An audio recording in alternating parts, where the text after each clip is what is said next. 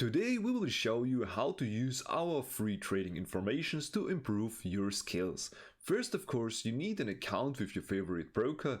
If you do not have an account yet, you can find an explanatory video about our used broker via the link in our description. There you can create a completely free account. Our trading system is easy to understand so that anyone can use it.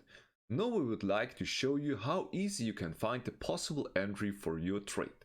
First, you need to read the text of the preferred trading direction. In our case, it is the short direction, which means that the price direction is more likely to go down.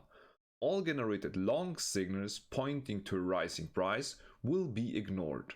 You can see here, these longs will be ignored. We take only short trades because the preferred trading direction is short. As soon as an arrow pointing downwards appears, you can open a short position after the candle closed. In this case, you open after this candle the short position at this point. Set up, you take profit and stop loss and then wait.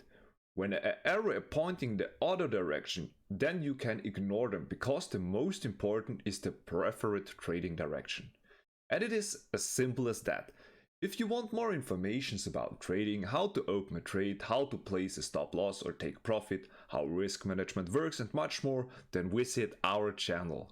Thank you for watching.